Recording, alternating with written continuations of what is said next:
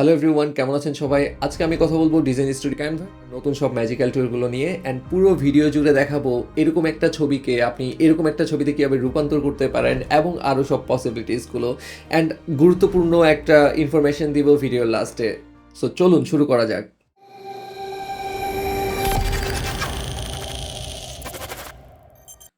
ক্যানভার magic টুলগুলো use করার জন্য আমি প্রথমেই চলে যাব ক্রোমে আমার আগে থেকে অ্যাকাউন্ট খোলা আছে, তো আমি চলে যাব ক্রিয়েটিভ ডিজাইনে। যাদের অ্যাকাউন্ট নেই, একটা জিমেল আইডি দিয়ে খুব সহজে আপনি অন্যান্য যে কোনো সাইটের মতো অ্যাকাউন্ট খুলে ফেলতে পারবেন।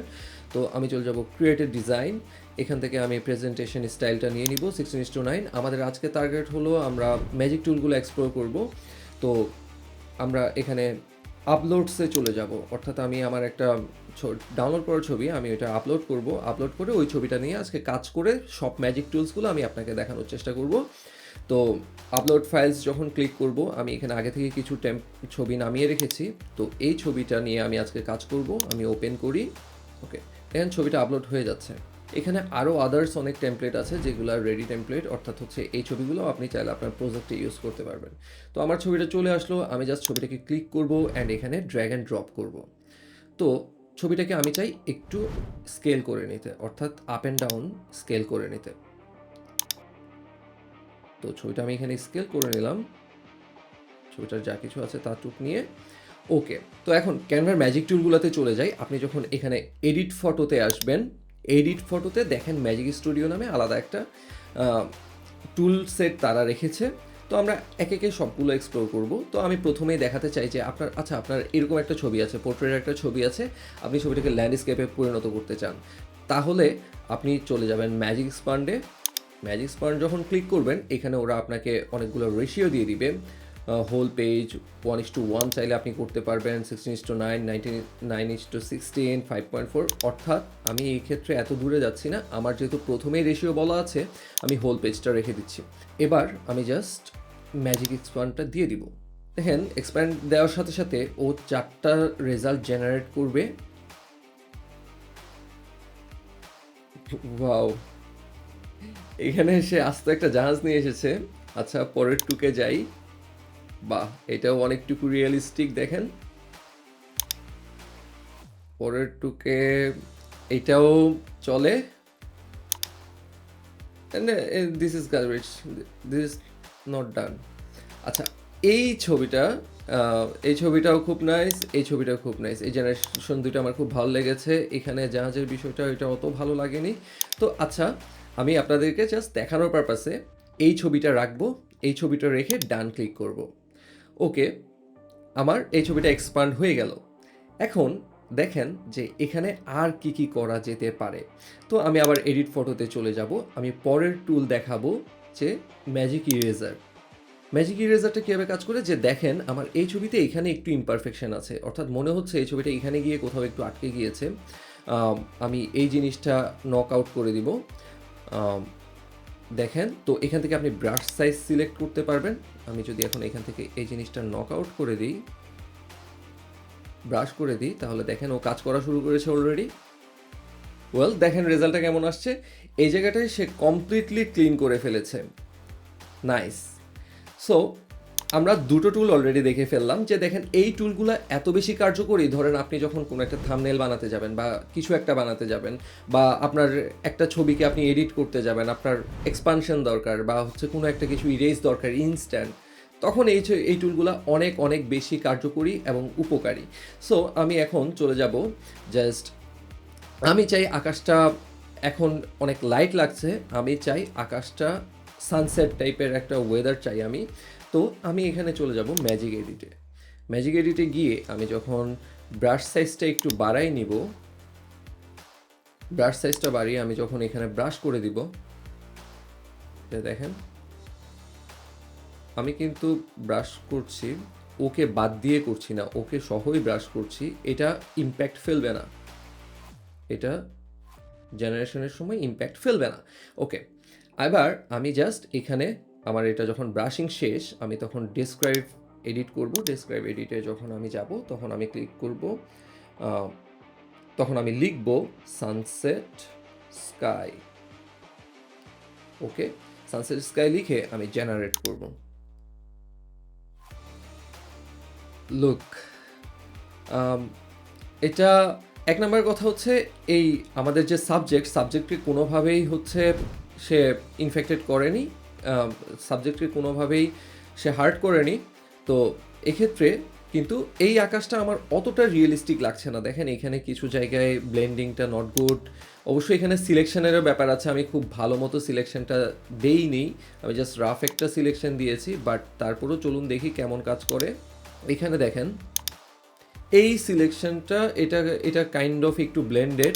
আচ্ছা আমি তাও এটা রাখি, আমি জাস্ট পরের স্টেপে যাই, যে অর্থাৎ একটা ছবিকে ম্যাসিভলি চেঞ্জ করার জন্য আপনার কী ধরনের স্টেপ আপনি নিতে পারেন সেই জিনিসটা সম্পর্কে আপনি একটা আইডিয়া পাবেন। আমি ডান করি অ্যান্ড দেন এবার চাই আমি যে আকাশে কিছু পাখি থাকুক, অর্থাৎ কিছু যেমন এ ধরনের সমুদ্রে গেলে জাস্ট হচ্ছে গিয়ে কিছু সিগাল থাকে।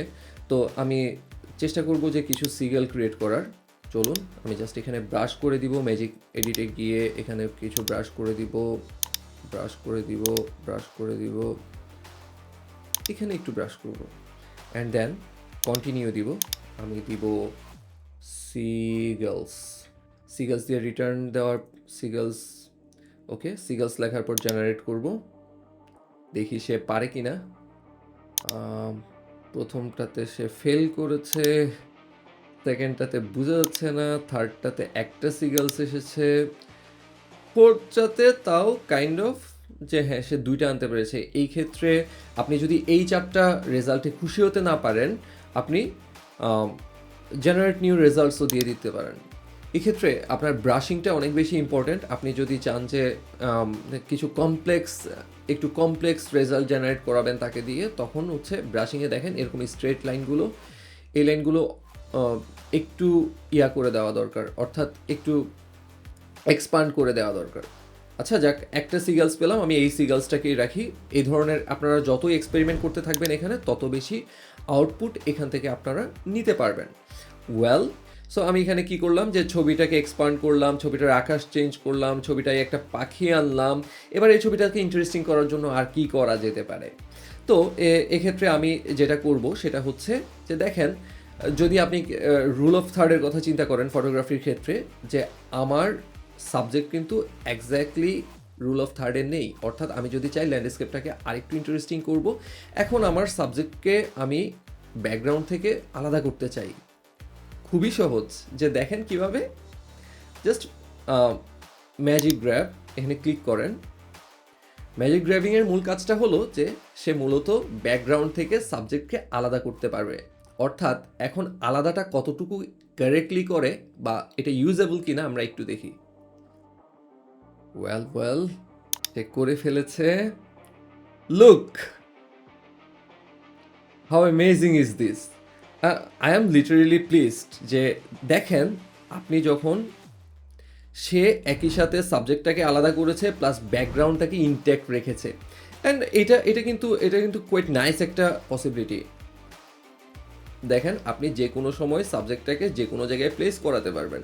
এবার আপনি যদি লুক যে আপনি এখানে একটা টেক্সট এলিমেন্ট বসাতে চান, আপনি কিন্তু খুব নাইসলি বসাতে পারবেন। অ্যান্ড আরও একটা জিনিস আমি আপনাকে দেখাই, যে ধরেন আপনি কোনো ক্লায়েন্টের কাজ করছেন বা কোনো জায়গায় প্রফেশনালি ফটো এডিট করছেন, আপনি চান না যে বা কোনো একটা ফেসবুক পেজের জন্য একটি স্টক ফটো ইউজ করছেন, ধরেন এই স্টক ফটোটাই আমি কোনো একটা ফেসবুক পেজের জন্য বানাচ্ছি, বাট আমি চাই না যে এই বাচ্চার গায়ে যেই টেক্সটটা আছে আমি টেক্সটটা চাই না। আমি জাস্ট হচ্ছে ম্যাজিক ইরেজার দিয়ে আমি জাস্ট হলো বাচ্চাটাকে ক্লিক করব। দেখেন এখন কিন্তু ব্যাকগ্রাউন্ড আর বেবি দুইটাই কিন্তু আলাদা। তো আমি জাস্ট ম্যাজিক ইরেজার ক্লিক করব। ম্যাজিক ইরেজার ক্লিক করার পর ব্রাশ সাইজটা সিলেক্ট করব, ব্রাশ সাইজটা আরেকটু বাড়াই নিব আমি। তো এখানে ওর জাস্ট টি শার্টটাতে ক্লিক করব,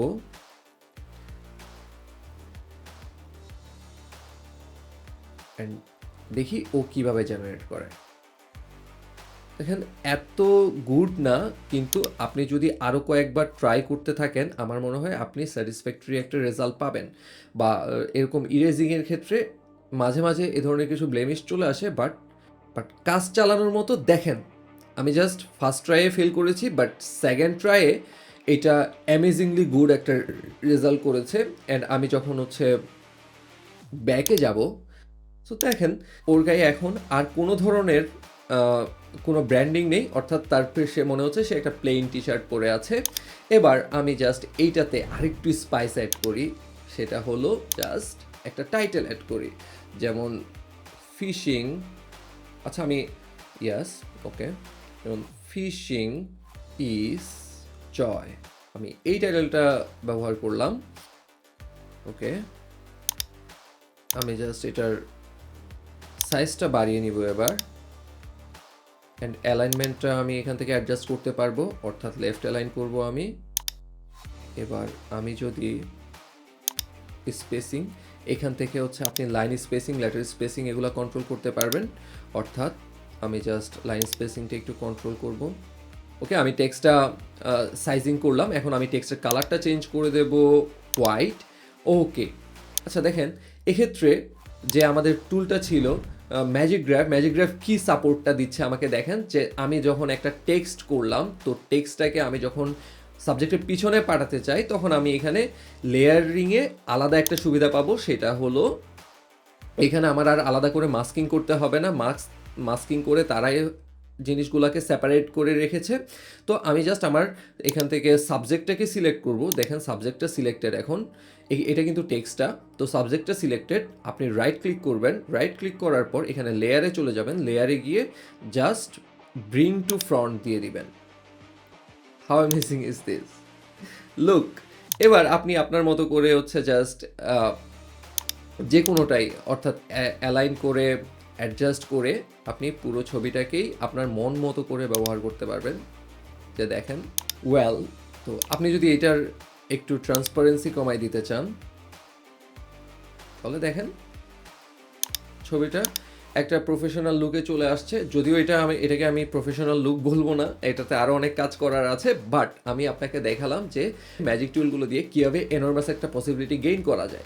সো এক্ষেত্রে বলতে পারেন যে তো এখানে প্রো, অর্থাৎ আপনি কিভাবে ব্যবহার করবেন। আমরা যারা সবসময় সব প্রো টুলগুলা একসাথে বাই করতে পারি না, কারণ আপনি যদি ক্যানভা প্রো ইউজ করতে চান, তাহলে নিয়ারলি আপনাকে $54, অর্থাৎ প্রায় 6,000 টাকার মতো আপনাকে খরচ করতে হবে ইয়ারলি। সো আমি আপনাকে একটা লিঙ্ক দিয়ে দিচ্ছি, এই লিঙ্কটা থেকে আমরা নিজেরাও কিনি বিভিন্ন সময়, অ্যান্ড এরা একটা ট্রাস্টেড টুল, এসইও টুলস বিডি, আপনি চাইলে তাদের পেজটাতে ঘুরে আসতে পারেন, নিচে দেওয়া লিঙ্কে ক্লিক করলে আপনি এসইও টুলস বিডি থেকে পারচেজ করে নিতে পারেন খুবই অল্প দামে। অ্যান্ড আপনি যদি রেগুলার কাজ করে থাকেন, আমি ডেফিনেটলি বলতে পারি এই টুলটা আপনার অনেক সময় বাঁচিয়ে দিবে, যেটা এই অল্প কিছু টাকার চেয়ে অনেক বেশি ওর্দি। সো থ্যাংক ইউ এতক্ষণ আমার সাথে থাকার জন্য। পরের ভিডিওতে আরও ইন্টারেস্টিং কিছু নিয়ে হাজির হব আশা রাখি। ততক্ষণ পর্যন্ত আমাদের সাথেই থাকুন, ভালো থাকবেন, সুস্থ থাকবেন, ধন্যবাদ।